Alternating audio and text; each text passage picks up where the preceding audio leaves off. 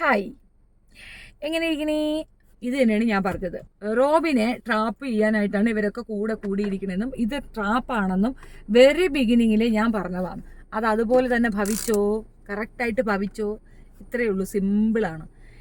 ഈ ആരവെന്ന് പറയുന്നവനിക്ക് എത്ര father syndrome എന്ന് എനിക്കറിയത്തില്ല. ആരവിനെ പോലെ വ്യക്തിത്വമില്ലാത്തൊരു വ്യക്തി ഇനി ഉണ്ടാകേണ്ടിയിരിക്കുന്നു. ഒന്നിൽ ഉറച്ചു നിൽക്കണോടാ. നീ റോബിനെ പറ്റി ഇപ്പം അവ ഒരു സ്റ്റോറി ഇട്ടിട്ടുണ്ട്. അവൻ്റെ ഉമ്മയുടെ ഒന്നാം കുലിസം എന്ന് പറഞ്ഞ വലിയൊരു സ്റ്റോറി അവൻ എഴുതി വെച്ചിട്ടുണ്ട്. നിന്റെ സ്റ്റോറി വിശ്വസിച്ച് നിന്റെ ഒപ്പം നിൽക്കുന്ന ആരെങ്കിലും ഉണ്ടെങ്കിൽ അവർ പടുവെട്ടികളും മണ്ടന്മാരുമാണെന്ന് ഞാൻ പറയും. ഒരു തവണ നീ വന്ന് പറയും റോബിൻ മഹാപിഴയാണെന്ന്, ഒരു തവണ നീ വന്ന് പറയും റോബിൻ ഭയങ്കര ഗ്രേറ്റ് ആണെന്ന്. അത് അങ്ങനെ വിശ്വസിച്ച് അതേപോലെ നമ്മൾ ഉൾക്കൊള്ളാതെ അതിന് മറുപക്കമുണ്ടെന്നോ യുവന്മാരെ വിശ്വസിക്കരുതെന്നും റോബിനോട് പറഞ്ഞു കൊടുത്തതിൻ്റെ ആഫ്റ്റർ എഫക്റ്റ് ആയിട്ട് റോബിൻ നിങ്ങളെ വിശ്വസിക്കത്തില്ല, ഞാൻ ഒരിക്കലും നിങ്ങളെ വിശ്വസിക്കത്തില്ല, അക്സെപ്റ്റ് ചെയ്യില്ല എന്ന് പറഞ്ഞപ്പോൾ നിങ്ങൾക്ക് നൊന്തു. അതായത് ഹമ്പിളായി നിങ്ങളുടെയൊക്കെ കാലിൽ പിടിച്ച് നിൽക്കുന്ന ഒരു റോബിനെയാണ് നിങ്ങൾക്ക് വേണ്ടത്. അങ്ങനെ ആകത്തില്ല, ഞാൻ കേട്ടു, സന്തോഷം എന്ന് പറഞ്ഞ് മാറി നിൽക്കുന്ന റോബിനെയാണ് ഇവർക്ക് ദേഷ്യം. ഒന്നാമത്തെ കാര്യം, ഇതിനകത്ത് വെൽ പ്ലേ ആരുടെയാണെന്ന് അറിയാമോ?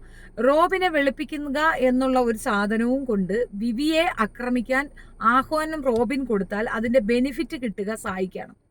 ഒന്നും കൂടെ പറയാം, വിവിയുമായിട്ട് സായി തെറ്റി. കാരണം വിവിയുടെ കയ്യിൽ ഒരുപാട് റെക്കോർഡിങ്സും ഡീറ്റെയിലും ഉണ്ട്.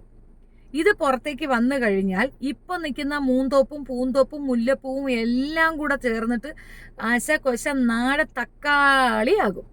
അതായത് നിങ്ങൾ കാണുന്ന സായി കൃഷ്ണ കാറിനകത്ത് ഇരുന്നു കൊണ്ട് ഒരു സ്റ്റേറ്റ്മെന്റ് വരും. ഇപ്പം നമ്മളൊക്കെ ഒരാൾക്കെതിരെ ഒരു സ്റ്റേറ്റ്മെന്റ് പറഞ്ഞാൽ അത് സ്റ്റിക്ക് ചെയ്ത് നിൽക്കും. കാരണം നമ്മൾ അത്രയും പഠിച്ച് മനസ്സിലാക്കി നമുക്ക് തോന്നിയ ഒരു കാര്യമാണ് പറയുന്നത്. അല്ലാതെ ആരെങ്കിലും നമുക്ക് 10 രൂപ നമ്മൾ പറയൂല, പൈസ നമ്മൾ പറയത്തില്ല. പിന്നെ അത് മാത്രവുമല്ല, ഈ പറയുന്ന രീതി നമുക്കൊരു മിസ്അണ്ടർസ്റ്റാൻഡിങ് ഉണ്ടെങ്കിൽ നമ്മളത് തിരുത്തും. അതാണ് ഒരു സോഷ്യൽ റെസ്പോൺസിബിലിറ്റി ഉള്ള ഒരു ഇൻഫ്ലുവൻസർ ചെയ്യേണ്ട കാര്യം. സായി പേയ്മെന്റിന് മാത്രമാണ് ഓരോന്ന് ചെയ്യുന്നത്. അവന്റെ പണം കിട്ടി അവൻ എന്തും ചെയ്യും. അങ്ങനെ ഒരു കെട്ടുകെട്ട സാധനമാണ് അവൻ. അവന് വിവിയെ പ്രതിസ്ഥാനത്ത് നിർത്തണം.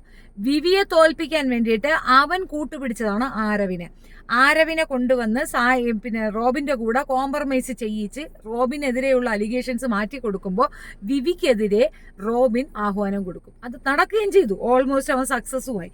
പക്ഷേ അതിനകത്തൊരു പ്രശ്നമുണ്ട്. റോബിന്റെ അപ്പനല്ല ലവന്റെ അപ്പനെന്ന് ഞാൻ പറയും. ഈ ചെറുക്കനെ ഇത്രയും പറ്റിക്കാൻ, ഇത്രയും ചതിക്കാൻ ജനമാണ് ഇതിന് വിലയിരുത്തേണ്ടത്, മറുപടി കൊടുക്കണം. ആരവിനെ പോലുള്ളവർ ഒരു കാരണവശാലും ഒരാളും സുഹൃത്തെന്ന രീതിയിൽ കൂടെ കൂട്ടാനേ പാടില്ല. കാരണം ഒരു വെറും തേർഡ് റേറ്റ് ക്രിമിനലാണ് ആരവ്. അല്ലെങ്കിൽ ഇപ്പൊ ഈ പ്രശ്നം നടന്നു, ഇനിയിപ്പോൾ എന്ത് തന്നെയായാലും ചക്കയോ ചേനയോ എന്ത് തന്നെയായാലും അതങ്ങ് ഇഗ്നോർ ചെയ്യാം എന്നല്ല. തങ്ങളുടെ പേർക്ക് ഇങ്ങനെ വെളുപ്പിച്ച് കൊണ്ടുവന്നാൽ തങ്ങളുടെ പേർക്ക് ഉണ്ടാകാനിരിക്കുന്ന ഒരു വലിയ ഇത് മനസ്സിലാക്കി എടുത്തിട്ടാണ്, അതായത് പൊതുജനം ഇവർ അംഗീകരിക്കത്തില്ല, അത് മനസ്സിലാക്കി എടുത്തിട്ടാണ് അവ ഇപ്പൊ ഈ പ്ലേ ചെയ്തിട്ടുള്ളത്. ഒരു കാരണവശാലും അംഗീകരിക്കാൻ പറ്റുന്ന ഒരു സാധനമല്ല. ആരവെന്ന് പറയുന്ന വിഷജന്തുവിനെ ആളുകൾ അകറ്റി നിർത്തുക എന്നുള്ളതാണ്.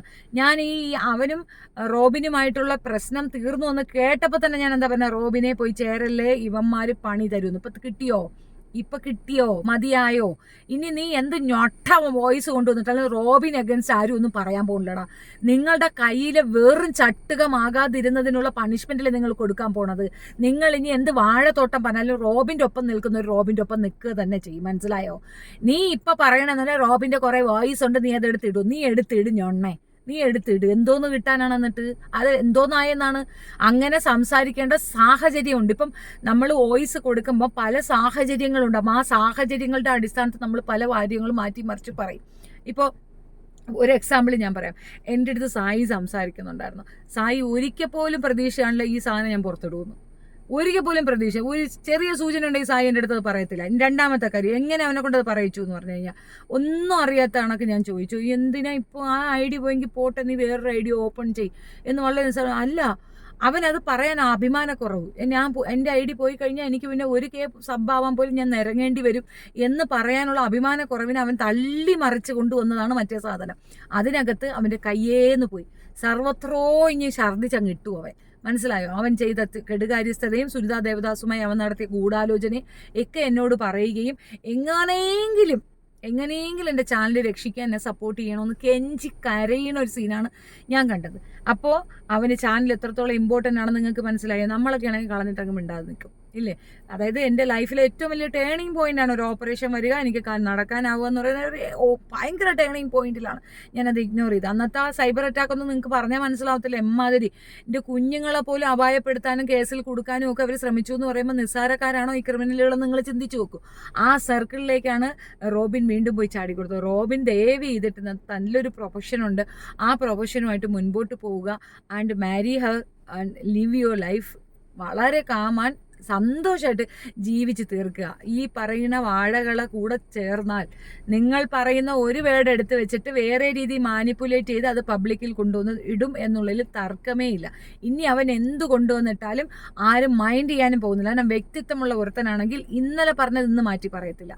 എന്താ റോബിൻ ക്യാഷ് കൊടുക്കാന്ന് പറഞ്ഞോ, ഇനി റോബിൻ പൈസ കൊടുക്കുന്നു എന്ന് പറഞ്ഞു തന്നെ വെക്കട്ടെ. അപ്പോൾ അവൻ മാറ്റി പറഞ്ഞിട്ടുണ്ടെങ്കിൽ ഇപ്പം ഇവൻ ഈ പറയുന്നതിൽ എന്ത് വസ്തുതയുണ്ട്, എന്ത് സത്യാവസ്ഥയുണ്ട്? ഒരാളും ഇത് വിശ്വസിക്കാൻ പോവേണ്ട കാര്യമില്ല. Robin was right in so many manor.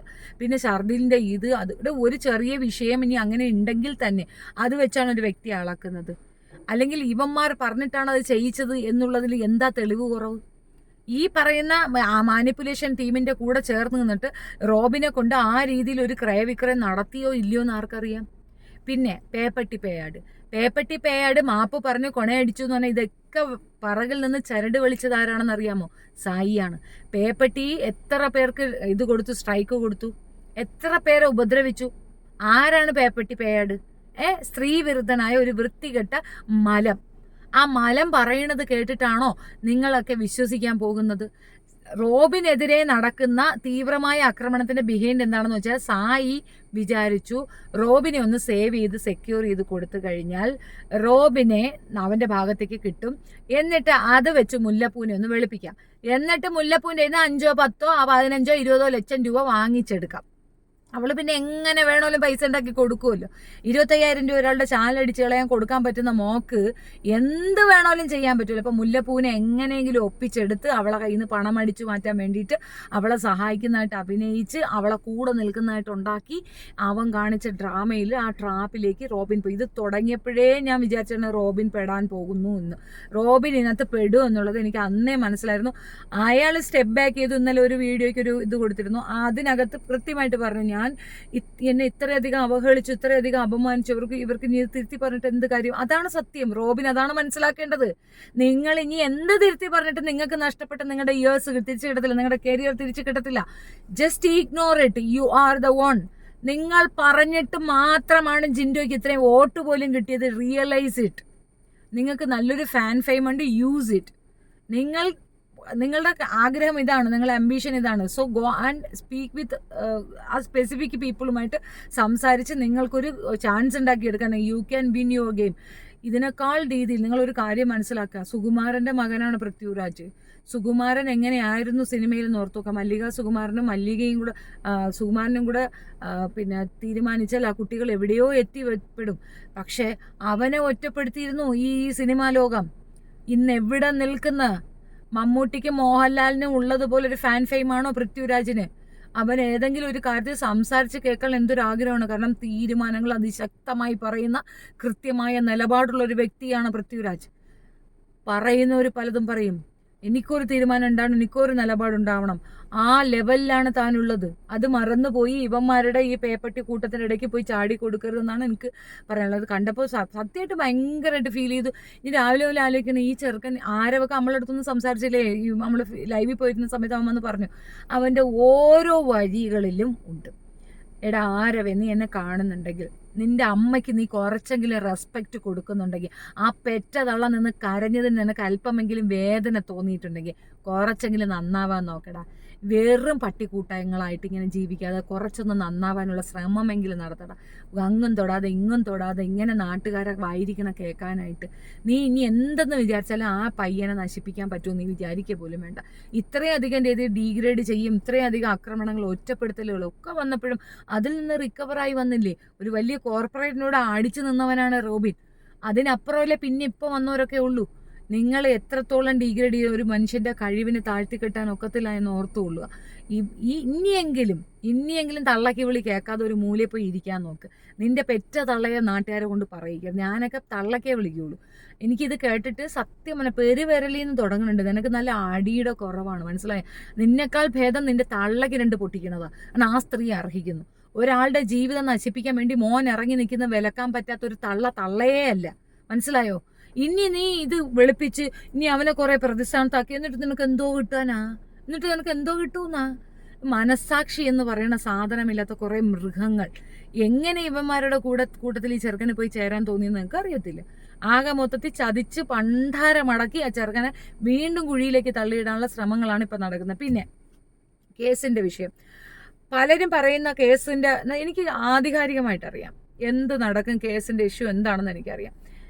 നിങ്ങളുടെ കയ്യിൽ റെക്കോർഡിംഗ് വെക്കുന്നത് തർക്കമില്ല, നിങ്ങൾക്ക് സ്വീകരിക്കാൻ, നിങ്ങളുടെ സെക്യൂരിറ്റിയാണ്.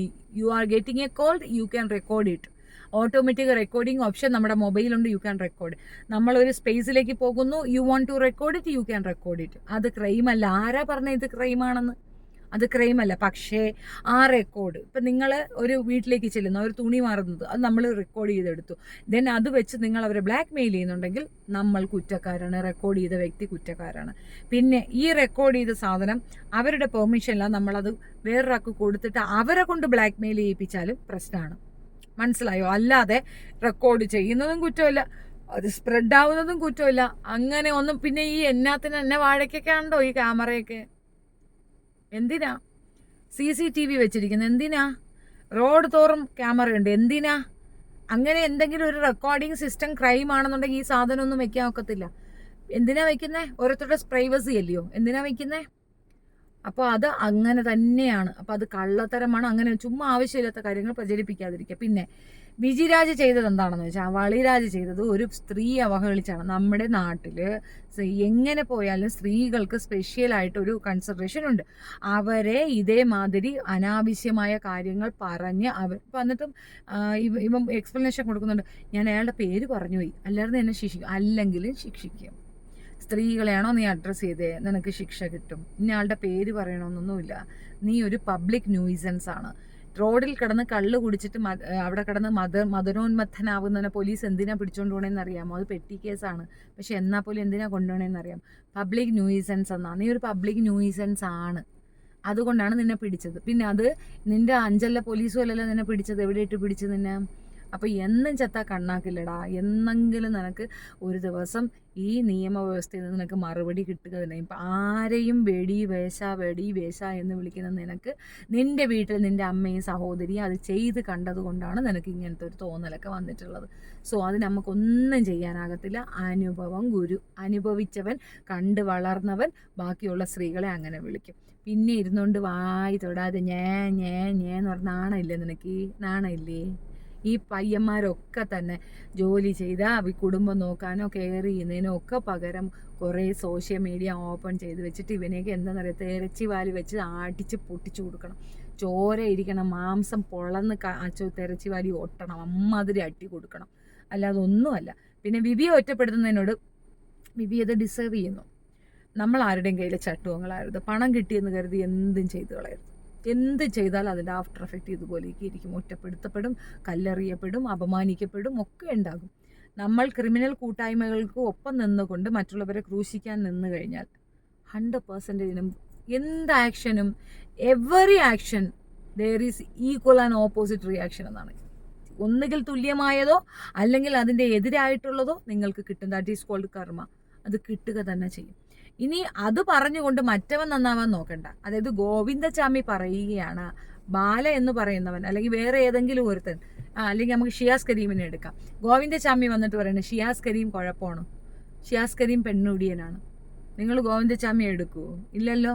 എൻ്റെ ഒരു അഭിപ്രായത്തിൽ ഞാൻ കണ്ടതിൽ വെച്ച് ഗോവിന്ദചാമിയേക്കാൾ വലിയ ക്രൂരനാണ് സായി എന്ന് പറയുന്ന 3rd rate ക്രിമിനൽ. സത്യം പറഞ്ഞാൽ അവനെ മൂക്കുകയറിട്ടില്ല വെച്ചാൽ പൊതുസമൂഹത്തിന് ആപത്താണ്. അവൻ ഇനിയും കിടന്ന് വിഴയുകയും ഇതുപോലുള്ള ഗൂഢാലോചനകളും ആസൂത്രണങ്ങളും ഒക്കെ നടത്തി അവൻ പലരെയും ഇതുപോലെ ചെയ്യുന്നുണ്ട്. ദയവ് ചെയ്തിട്ട് നിങ്ങൾ അവൻ്റെ ചാനൽ കാണാൻ പോകരുത് സുഹൃത്തുക്കളെ. അവൻ പറയുന്ന സ്റ്റോറി എല്ലാം ഫേക്കാണ്. അവനൊരു മൊണ്ണയെ അറിയത്തില്ല. അവനാകെ ചെയ്യുന്നത് അവനായിട്ടൊരു സാധനം അങ്ങോട്ട് ഉണ്ടാക്കും, അവൻ്റെ കൂട്ടായ്മയെ ഡിസ്കസ് ചെയ്യും, അവരെ എടുത്ത് വെച്ച് അങ്ങ് ഉടുക്കും, അവസാനം അവരെ ബ്ലാക്ക് മെയിൽ ചെയ്യും, അവരെ കയ്യിൽ നിന്ന് ഒരു എമൗണ്ട് വാങ്ങിച്ചിട്ട് അവരുടെ അടുത്ത് സെറ്റിൽ ചെയ്യും. അതാണ് അവൻ ചെയ്യുന്നത്. അത് തന്നെയാണ് വിവി ചെയ്യാൻ ശ്രമിച്ചതും. അതിൻ്റെയൊക്കെ ആഫ്റ്റർ എഫക്റ്റാണ് ഇത്. ഈ പറയുന്ന ജാസ്മിനെ വെളുപ്പിച്ച് കൊടുക്കാം എന്ന് പറഞ്ഞുകൊണ്ട് ജാസ്മിൻ്റെ ഇന്ന് പണം കൈപ്പറ്റുന്നുണ്ട്, ജാസ്മിനെ സോപ്പിട്ട് നിൽക്കുന്നുണ്ട്. ജാസ്മിനെ ഏറ്റവും അധികം ഡീഗ്രേഡ് ചെയ്തത് വേറെ ആരുമല്ല, സായിയാണ് തുടങ്ങി. നമ്മളാരും പറയുന്നതിന് മുമ്പ് നമ്മൾ പറയാത്ത വശങ്ങൾ പറഞ്ഞു തുടങ്ങിയത് സായിയാണ്. പിന്നെ നോക്കുമ്പോൾ അവളുടെ ഏജന്റായി അതിനകത്തേക്ക് പോകുന്നു. അന്ന് അവൻ അത് പറഞ്ഞതിന് ഈ അപ്പൻ അവളെ വിളിച്ചിട്ടുണ്ടാവും, അവൻ കോംപ്രമൈസ് ചെയ്തിട്ടുണ്ടാകും, അവൻ പണം ചോദിച്ചിട്ടുണ്ടാവും, പണം കൊടുക്കാമെന്നും മകളെ സപ്പോർട്ട് ചെയ്യാനും അച്ഛൻ പറഞ്ഞിട്ടുണ്ടാകും. അതിൻ്റെ ആഫ്റ്റർ എഫക്റ്റാണ് നിങ്ങൾ കണ്ട ആ പേക്കൂത്ത് ബിഗ് ബോസിൽ കണ്ടത്. ഇവൻ ഒരു സോഷ്യൽ ഈവിളാണ്. ഇവൻ ഇനിയും പ്രശ്നങ്ങൾ ഉണ്ടാക്കിക്കൊണ്ടൊരു എടാ വിവി, നിന്നെ കൊണ്ട് സാധിക്കും അവൻ്റെ ചാനൽ അടിച്ചു കളാൻ. അവൻ്റെ ചാനലാണ് ഏറ്റവും വലിയ ദുരിതം.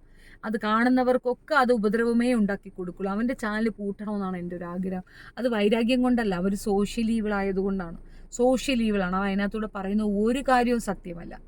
അവന് സത്യം പറയാനേ അറിയത്തില്ല. അവൻ കള്ളനാണ്, വലിയ കള്ളനാണ്, ചെറുതുമല്ല, വളരെ വലിയ കള്ളനാണ്, തേർഡ് റേറ്റ് ക്രിമിനലാണ്. And that's what I feel. ഈ ഒരു വിഷയത്തിൽ കൂടുതൽ ഞാനൊന്നും കൂടെ ചോദിച്ചു നോക്കട്ടെ. കണ്ണനൊന്നും പറഞ്ഞിട്ടില്ല. ഞാൻ കണ്ണൻ്റെ അടുത്ത് കാര്യം ചോദിച്ചത് എന്താ ഇവ ഈ പറയണമെന്ന് എനിക്ക് മനസ്സിലാവുന്നില്ല. ആരെ വെപ്പം എന്തിനാ ഇങ്ങനെ ഒരു സ്റ്റോറി ഇട്ട് എനിക്ക് പിടിയിട്ടിട്ടില്ല. എന്തിനാ ഇപ്പോൾ ഇന്നലെയൊക്കെ നല്ലതെന്ന് പറഞ്ഞിട്ട് ഇപ്പം എന്താ മാറ്റി പറയണേ? പിന്നെ റോബിൻ്റെ വീഡിയോസ് ഓഡിയോസൊക്കെ വേണ്ടി പിന്നെ വാഴയ്ക്ക തോരനാ നിന്നെ കൊണ്ടൊക്കെ ഉണ്ടാക്കാൻ പറ്റത്തില്ലേ? റോബിൻ്റെ ഒരു വോയിസ് ഏയുടെ കാലത്തിരുന്നുകൊണ്ട് അവൻ്റെ വോയിസ് നിഷേധിക്കണം. റോബിനെ എഴിച്ച് പോകാൻ പറ, കൊണ്ടേ കേസ് കൊടുക്കുക. ഇവന് കിട്ടണമെങ്കിൽ 2 പൊട്ടിയിടാ, അതിൽ വരുന്ന ഇതം കേസങ്ങ് ഏക്കുക. ഇനിയും സഹിക്കാൻ നിൽക്കരുത്. പ്രത്യേകിച്ച് ഈ പേപ്പട്ടി പേടനെയൊന്നും നമ്മുടെ 7 അയലത്ത് ചേർക്കരുത്. അവനൊന്നും വ്യക്തിത്വമില്ലാത്ത കഴുതകളാണ്. That's it. Thank U.